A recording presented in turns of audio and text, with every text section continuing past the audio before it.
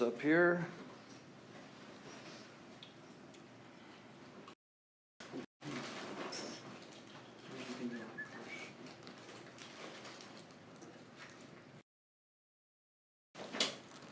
Good morning. Good morning.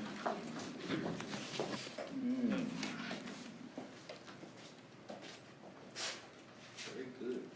Just you come with me. Good job, guys. All right, so let's discuss here real briefly what linear regression is. This term, regression, is actually derived from a report or a paper that Sir Francis Galton wrote relating to a study of heights of people in Great Britain, comparing the heights of the children with the heights of their parents. And it's kind of interesting. He found that the heights of children tended to be more moderate than the heights of their parents. In other words, if their parents were really short, a lot of times the kids were a little bit taller than them. If the parents were really tall, at least in his study, the kids tended to be maybe tall, but a little bit shorter than them. Okay? So it's kind of an interesting study that he had done.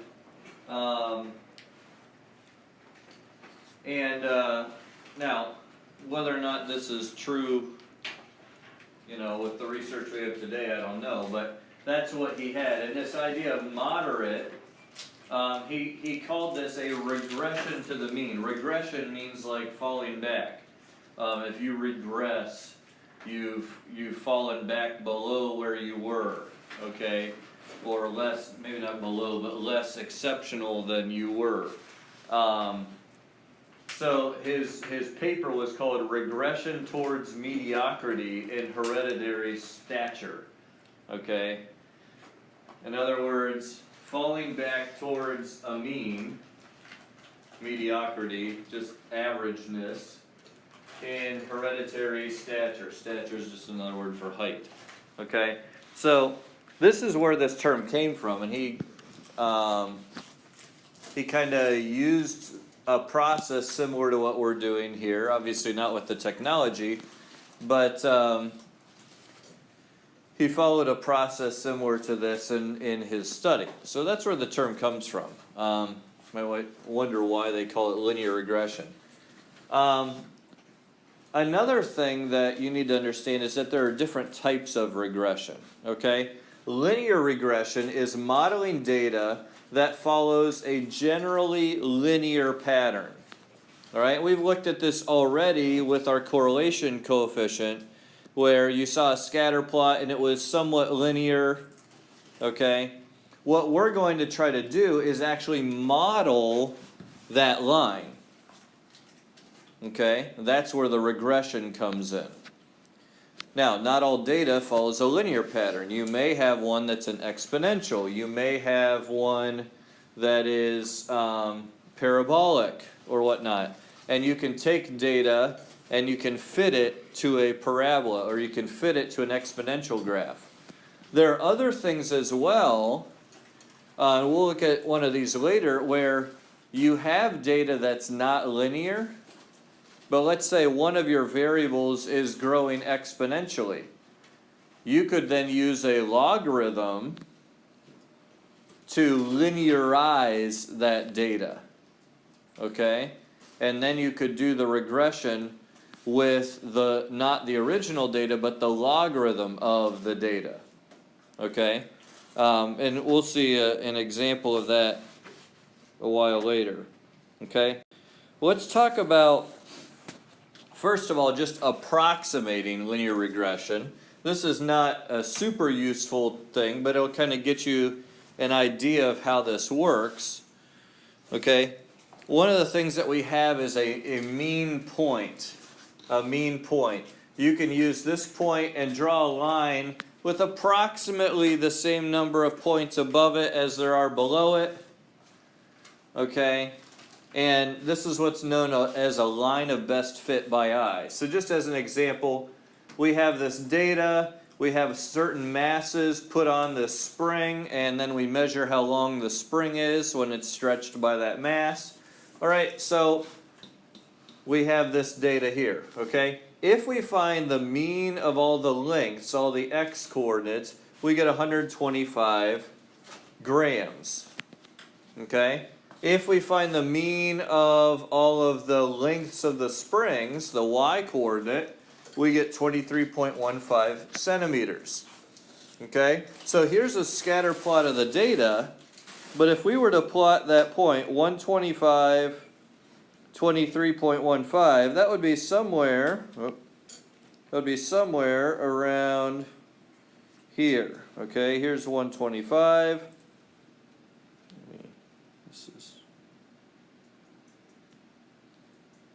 Why won't this turn? There we go. Okay, and there's like 23 or so. All right, so there's our mean point. And then if we were trying to draw a line of best fit by eye, we might draw it kind of like this. Okay, obviously with a straight edge would be nice, but this is kind of what our line of best fit by eye would be. Now this is an approximation. All right, this is an approximation, but you'll notice this gives me a line where, you know, I've got this point here and this point here that are a little bit above. This one's a little bit above, but these points over here are a little bit below. Okay, so it's a best fit. All right, this is the line that would approximately fit the data or model the data the best. Okay, so that's not a real exact science there, okay, but it is an approximation. What I want to show you how to do, however, is how to do this with an exact thing using our technology. We're not going to do this by hand. There is a method to actually do this by hand. We're not going to do that.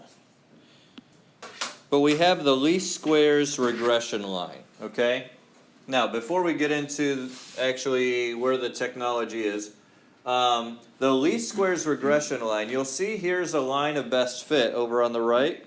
Okay, here's our line of best fit.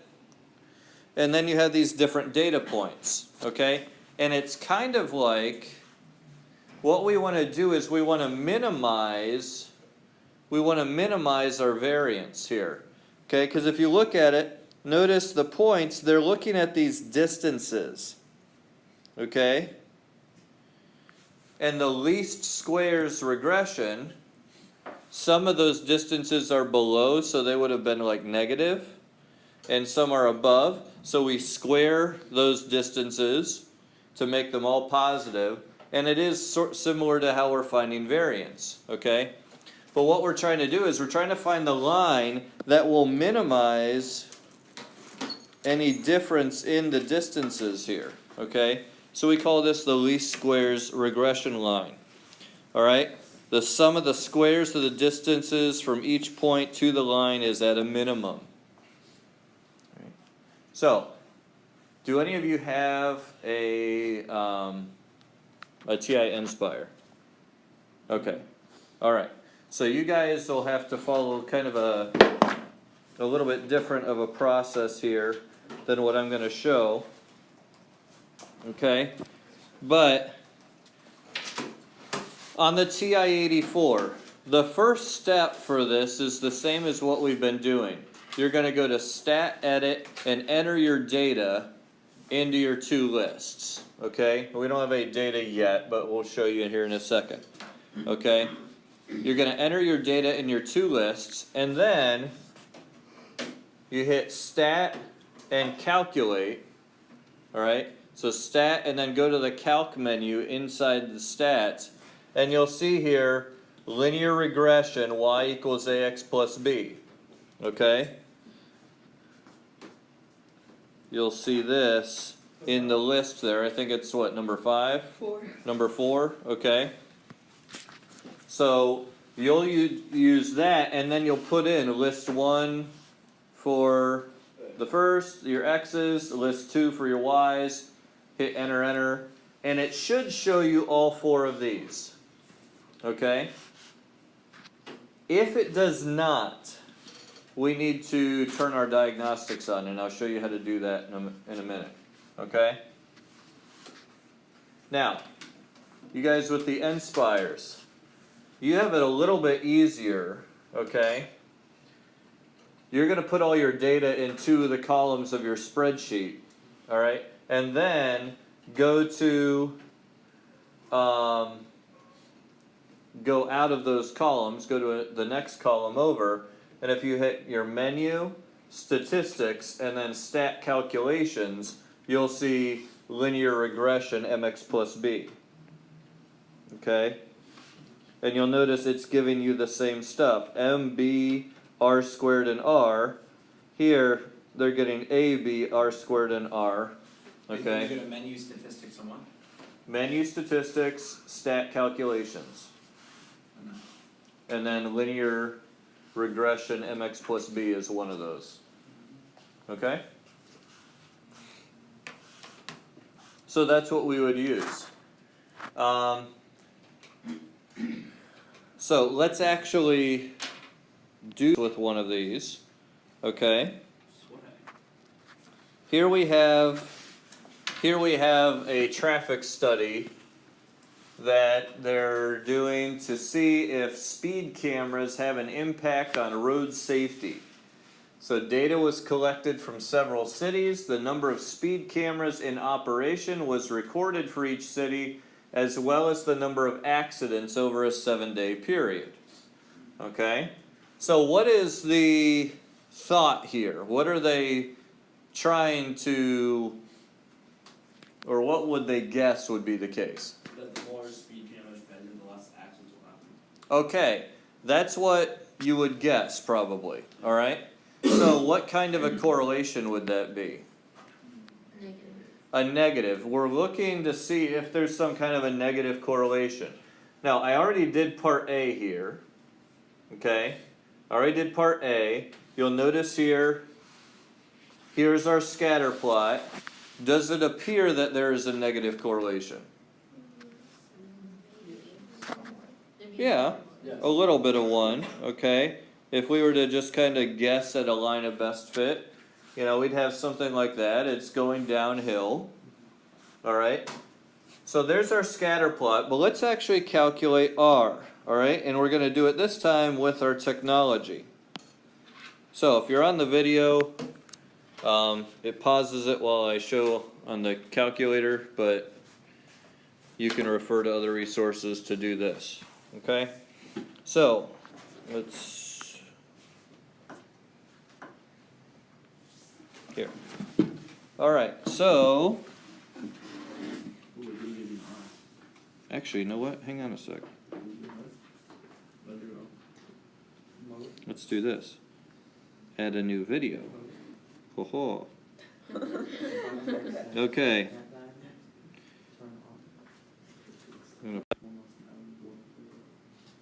Alright, so here we're going to do the linear regression. We've got our data in our calculator, okay? And it's in our list 1 and list 2. So we're going to hit stat, and under the calculate menu, you'll notice down here number 4 is linear regression, okay? Now, sorry, what? No, sorry. Okay. Now, your X's are all in list 1, your Y's are all in list 2, and then there's one other thing I want you to do here. Notice it says store reg EQ. That's your regression equation, all right? This is kind of cool, and I didn't even know that you could do this until this past summer. Someone showed this to me, okay? Notice you have this vars button right here. Go ahead and click on that. And then you have Y vars. Okay, is everyone with me so far? If we don't have the I just R typed- squared. Don't worry about that yet, we'll get to I that. just type in the list and. Okay, go to stat, calc, Yeah. number 4. Okay. Alright, and then go down to where it says store reg EQ. Alright, so now we hit vars. And then notice on Y vars, there's function. Okay, we're going to store that reg EQ is our regression equation. I don't get that menu when I type in when reg x plus b. Okay, so you're going to have to do it a little bit differently. Okay, and I'll show you how in a sec. Alright. Alright, but the Y vars here, I'm going to choose function. And you'll notice it has y1, y2, y3, and so on. I'm going to actually store, I'm going to hit y1. What that's going to do, you know the y equals that you graph from? It's going to actually put that ax plus b that they're calculating in to that y equals. So if you want to then go and graph it, you can.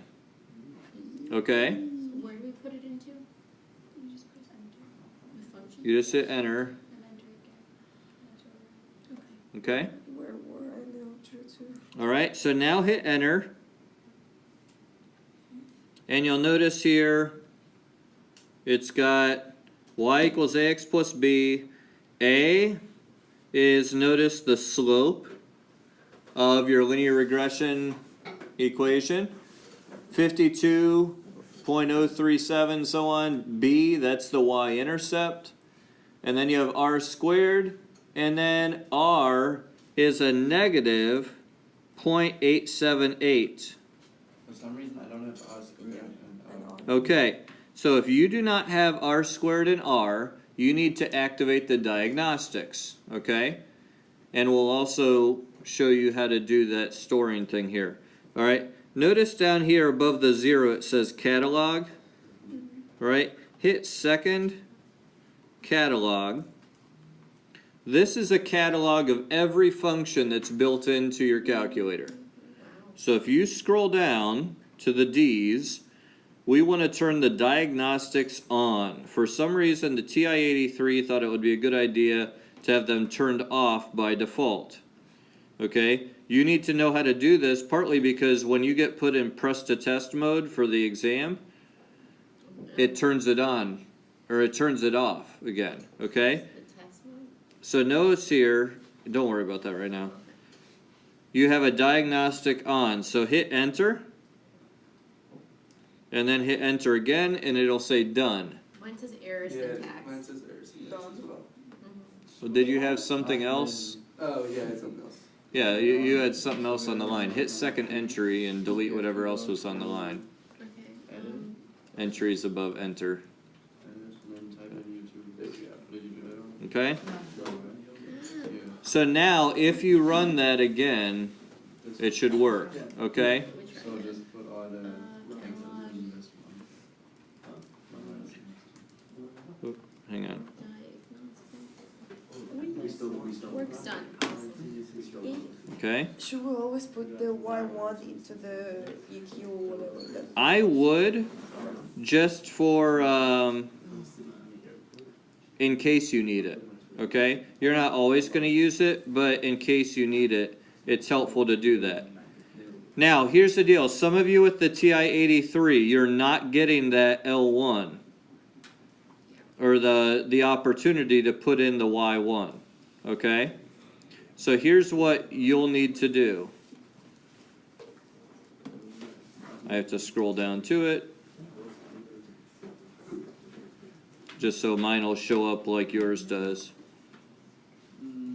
Oh, stop. Do we have to go into catalog? No, you will do it the same way. Come on, stop. no.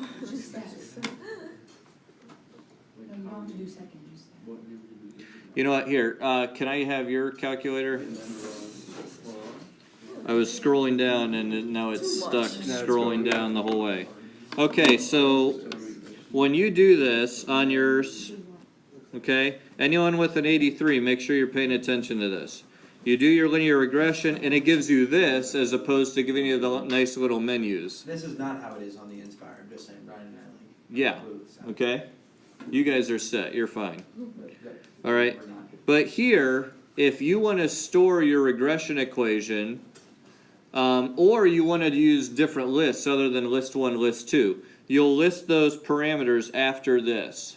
Okay? Now, if you don't put anything, by default, it's going to use list 1 and list 2. Okay? So you don't have to worry about that normally. But if you want to store the regression equation in your Y1, hit vars, and over to yvars function, hit enter on Y1. If you put that afterwards, it's going to recognize that and say, okay, they obviously want us to put that in Y1. So, Why is the lab thing like one? And then. hang on. 125. All right, so It's really odd. and then you're you listing your L1, L2, again. and then, Oh, and I got because it's 125. there we go. That's not Okay. right. I'm gonna fix that. So if you're going to do this, you do have to list the L1 and L2. All right, but now, what's going on here? Something up with your,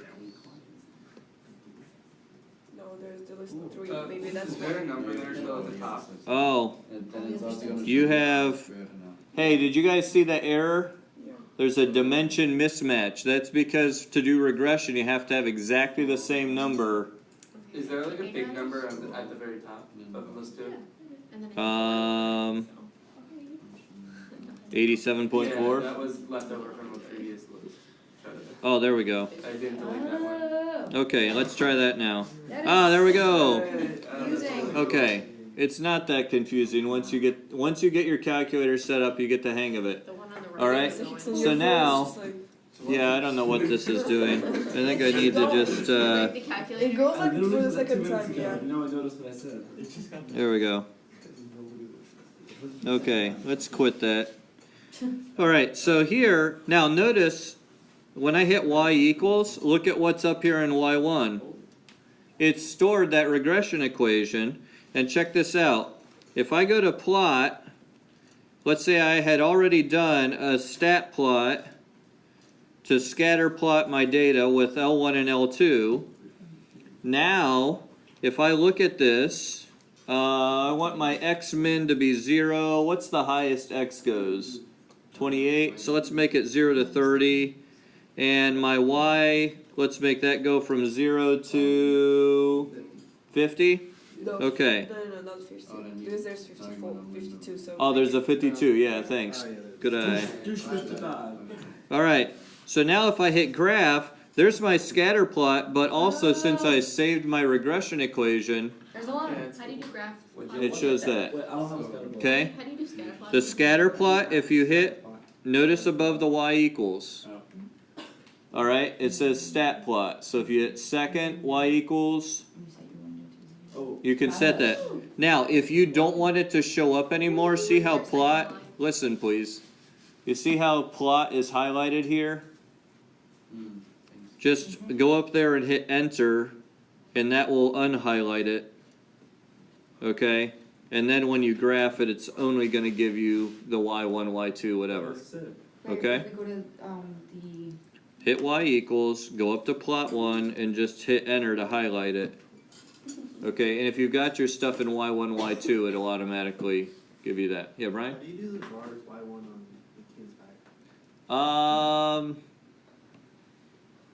I'd have to look at it, how to actually do that. So, And then how do you graph it from there? that's what I need to look at. I So, hit plot 1 and I put enter to graph Mhm. it without the dots, and it still gives me that. did you, it still gives you The dots. the dots? Go back to y equals. It's still highlighted. See that? Hit enter. And then come off of it. So it's not highlighted anymore. Wait, what do you? Hit the up arrow until Oh, it's, okay, there it is. yeah, there you go. Oh, Okay? But I got all of the points now, without the line.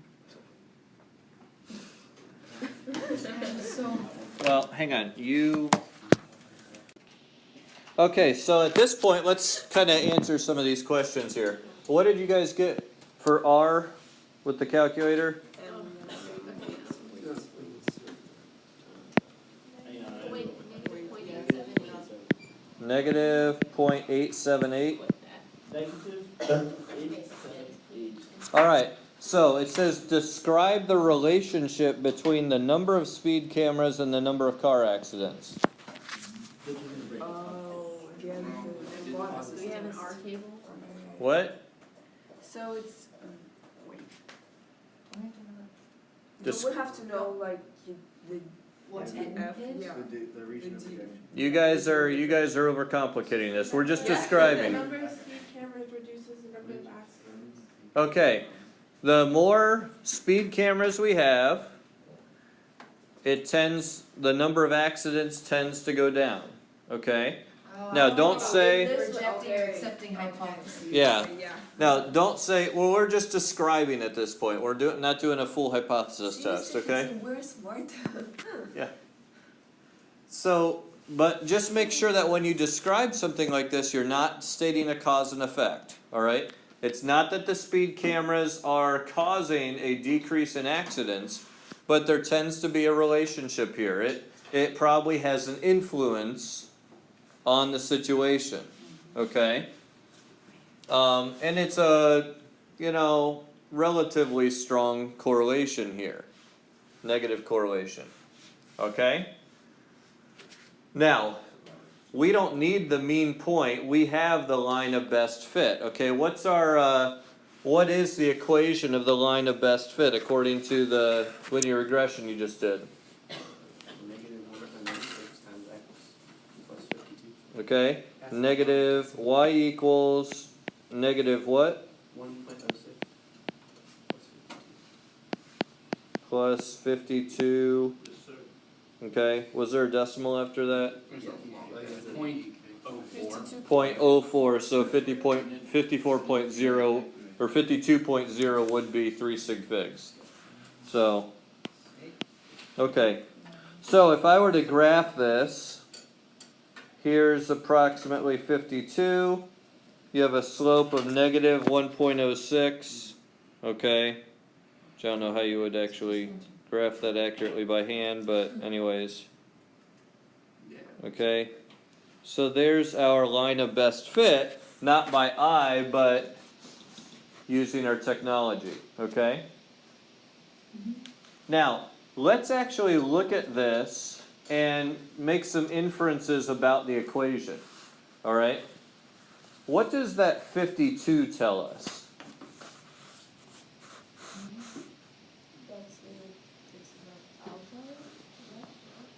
No? Is that the number of accidents there'd be for 0 cameras? Yeah. Yeah, okay, that's an estimate of how many accidents we would have if there were 0 cameras. Okay? So no cameras, approximately 52 accidents. That's, Okay. wow. Now, this one city has 3 and they had 52. Okay? But according to our regression analysis, if you have no cameras, you can expect approximately 52 accidents. That's a lot of accidents. Okay? Is it Yeah. Oh, It's in a week. Wow. That seems a lot to me. It seems like a lot, although around here, when all the snowbirds are down here, that's probably low. How does birds cause an accident? So, Apparently, snowbirds. turn counts as an accident, so. So, now, look at the slope. What's the slope? Come on, what's the slope telling us? Oh, the increase. It's really It's slow. That's the decline, number moderate of decline, accidents or decrease. decreased Negative with strong- one more camera. Negative strong. Okay. Say that again, Sabrina. That's the number of accidents decreased with the addition of one camera. Okay, Estimate. so estimated, you're gonna decrease the number of accidents, 1.06 accidents, for every 1 camera you install. Okay? Huh? Not in that city though. Well, it's slope. Remember, a slope is a rate of change. Oh, And our y's are the accidents. So it's the change in accidents over the change in the number of cameras, right? That's our slope. So, it's a negative 1.06 accidents for every one camera. Okay, that actually is something you really need to be able to do. Try to interpret the slope in the situation and interpret that y-intercept. Okay, part E was the I y-intercept don't know why I thing. thought 52, I was like, maybe that's the number of cameras already installed, like. Oh no, that's where, you know, think about what that is. That's a y-intercept. That's the point 0.52. So what does that mean? That means x is 0, so there are 0 cameras, 52 accidents. Okay? Alright, any questions about that? Alright, so a lot of calculator work here. This is the kind of thing that would be on the calculator portion of the exam, the paper 2. Alright? But anytime that you're given stuff like this on that paper 2, you're going to be asked a lot of interpret questions. Okay? How does this work? What's going on here? You know, explain the situation. You got to be able to reason out the situation. Paper 2 is the calculator active portion of the IB exam. Your IB exam's 2 days. The first day is paper 1, you get an hour and a half, it's 90 points, no calculator at all. Oh, really? Yeah. Paper ones are so different And than like languages. Paper 2 is calculator active. Wait, what's And that's the paper 90 one points. now? We'll talk about all that later. Okay. It's like if it's